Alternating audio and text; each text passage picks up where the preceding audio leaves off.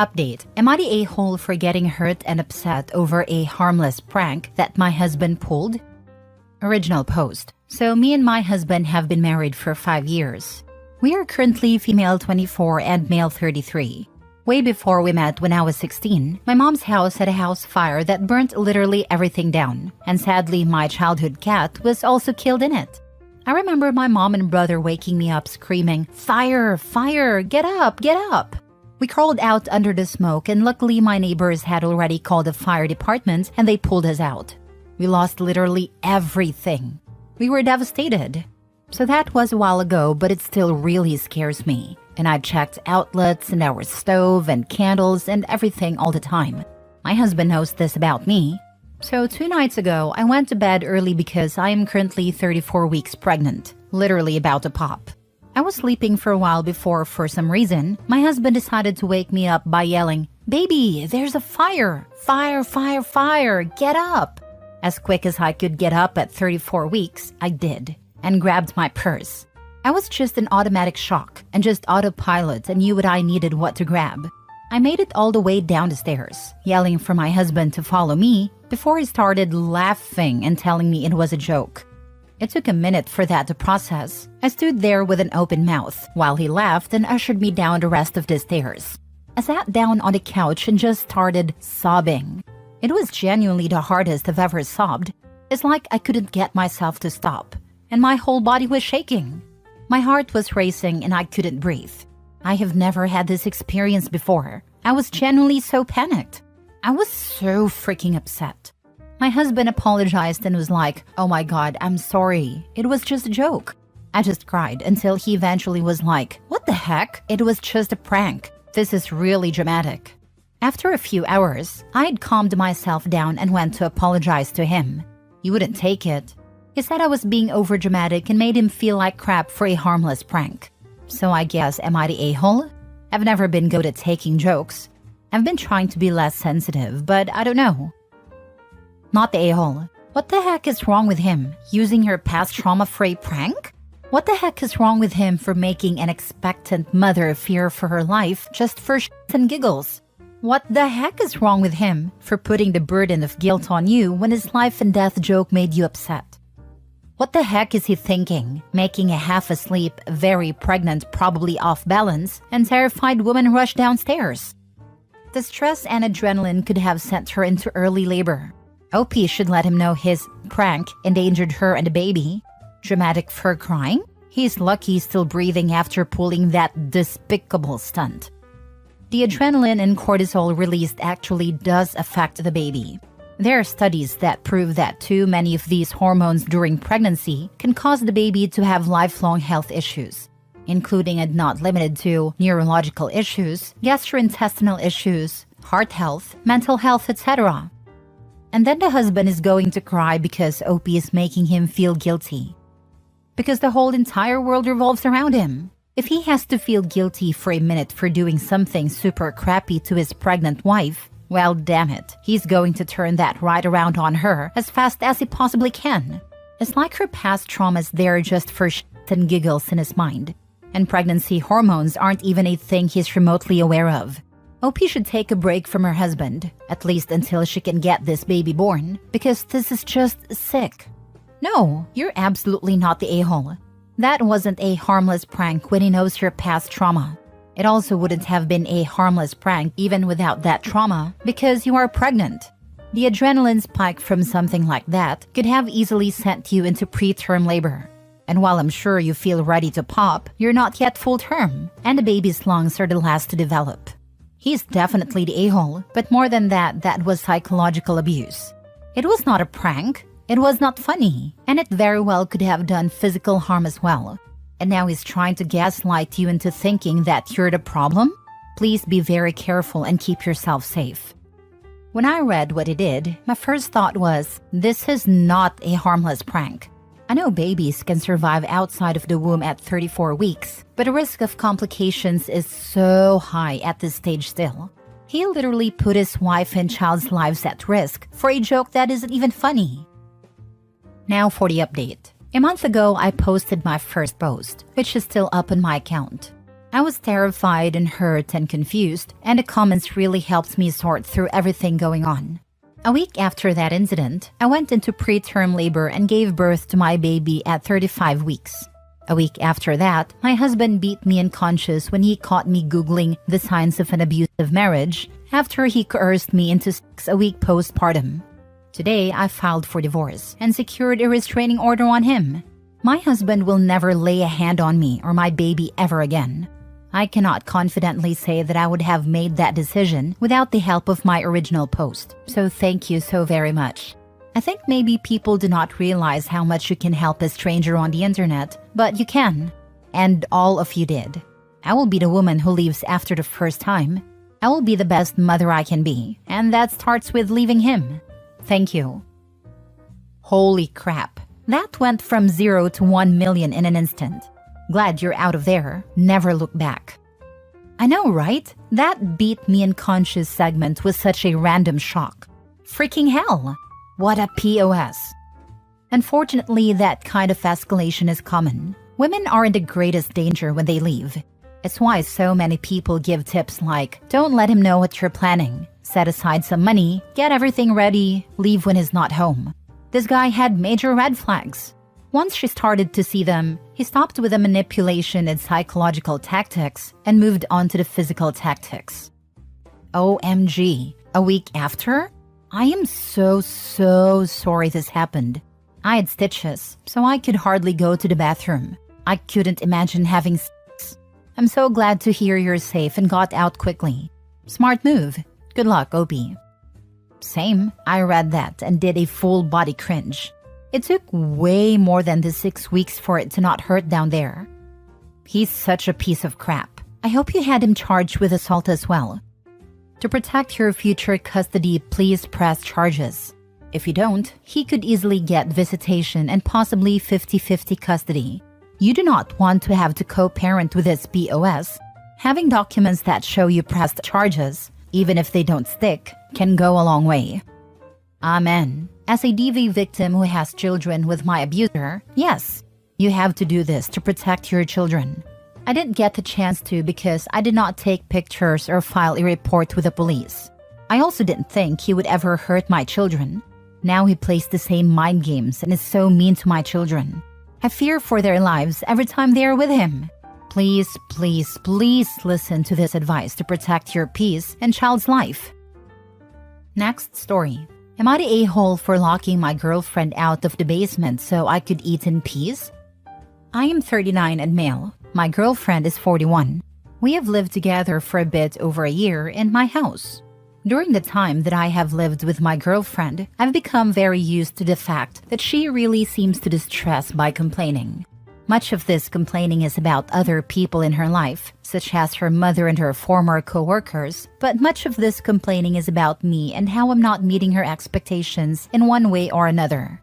I'm generally fine listening to her rant and will make all the appropriate motions to show that I'm listening. But a few months back, her complaining increased significantly in frequency. Again, I'm happy to listen to her, but the one time that I do not want to listen to complain is when I'm eating. Breakfast time isn't an issue because she's still asleep when I eat it. And lunchtime is fine because I work 6 days a week and I'm out for lunch. But I would really love nothing more than to just have a quiet dinner. It's especially irritating because she gets upset when I don't answer her fast enough, even when I'm chewing. She'll start saying, hello, hello, hello. Are you even listening? As I try to swallow the food quickly and answer her. I expressed this to her a few months back. I put it as nicely as possible with the excuse that I don't do well with talking during mealtime. If anything, it has had the opposite effect. I'm convinced that she's actually timing her complaints to begin when I start eating dinner now. While I'm making my dinner, she'll be quiet. And when I sit down waiting for it to cool, she'll be quiet. But once the fork reaches my mouth, she'll immediately start complaining. Last Saturday, I told her that I couldn't deal with her complaining during dinner time anymore, and that if she did it again, I would start eating elsewhere. She responded, yeah, okay, fine. Then she sat down at the table and stared at me. When I took my first bite, she said, "Oh, by the way, today you kicked one of my shoes when you were putting yours on. It made me feel like you only care about your own things and not mine." I stood up and went down to the basement to eat, locking the door behind me. I've taken to doing this for every day since, and she'll bang on the door at times. At other times, she has demanded I give her a key, as I have the only copy. Today she was literally crying and begging me to eat dinner at the table, but I said no. Now she's threatening to take the door off its hinges while I'm at work, so I know I have to lock it from the outside before going tomorrow. Am I in the wrong here? Now for the comments. This is so toxic. Please end this ASAP. I was reading and wondering why it has taken him this long to just tell her, "Shut up and we are done. Move out ASAP." I don't like whiny people at the best of times.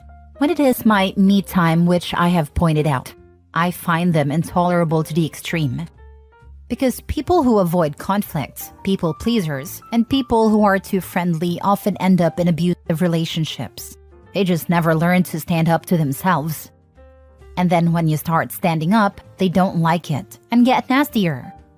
Why are you with someone this miserable? I cannot imagine listening to someone complain every mealtime, all day, every day. Are you really going to do this for the next 20 years or more? Yikes, not the a-hole. It's not even about her being miserable. It's more about her engaging in emotional abuse. A partner who constantly complains and blames is abusive.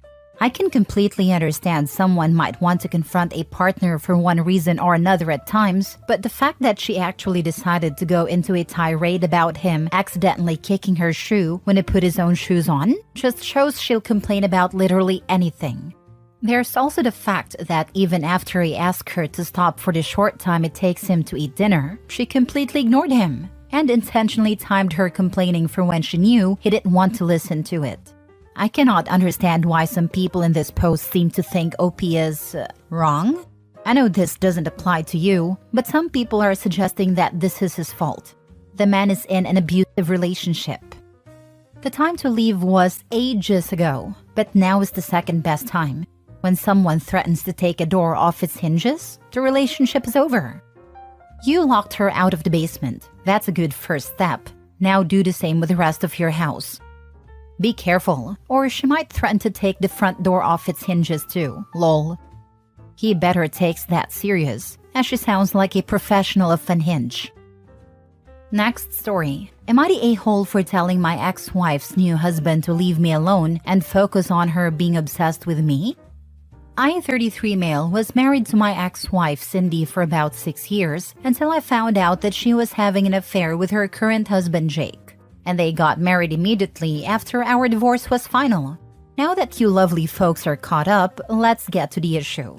Last week my ex texted me out of the blue and was telling me she's unhappy with her husband. I simply ignored the messages until her husband Jake showed up to my house ready to fight me because he saw what my ex-wife sent me.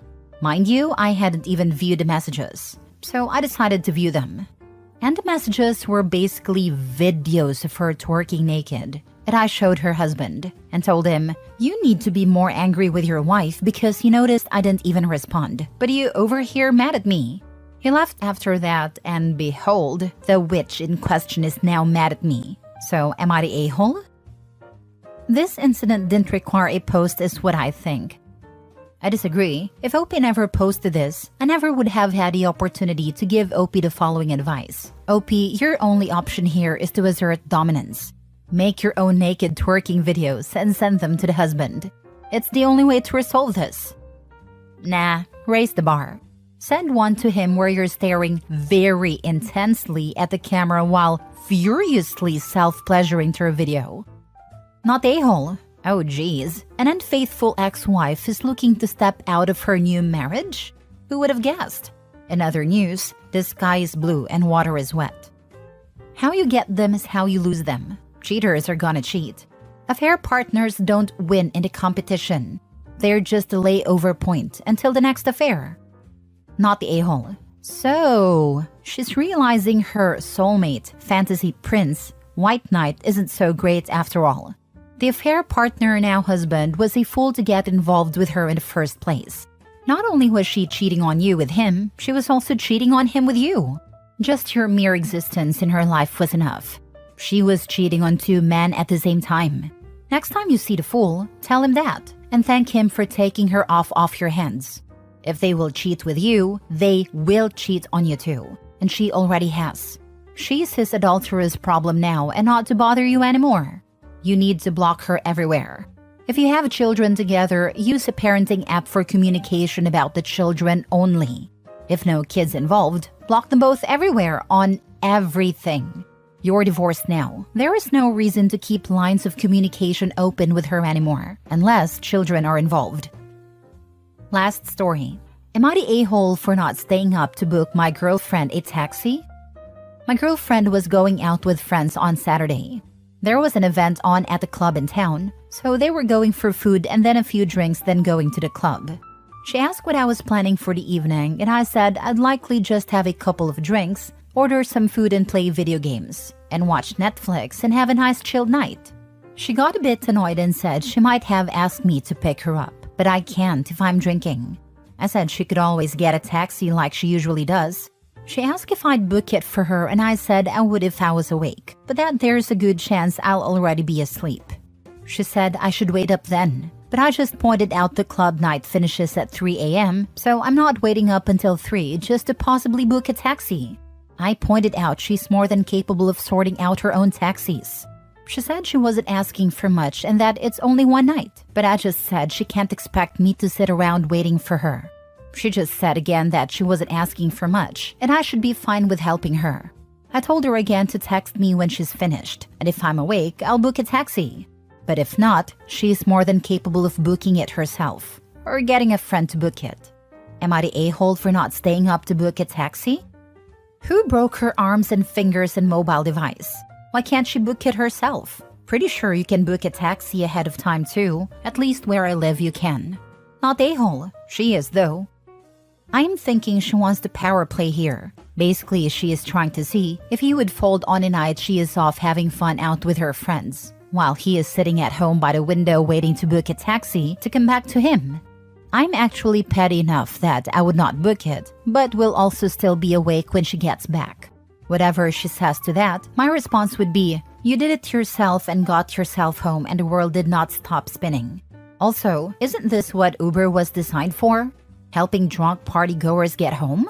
Not a whole OP, but your girlfriend sounds a bit like a piece of work. My limited view at all. If she can manage to get into a club, she can manage to call her own damn cab. Not the a-hole. Bro, she just doesn't want to pay. I don't think it's gold digging. I think it's game playing. Sometimes people, especially younger ones, will either with full awareness and deliberation or unconsciously come up with little tests and tasks for the people they are dating to do to prove their love and devotion to them.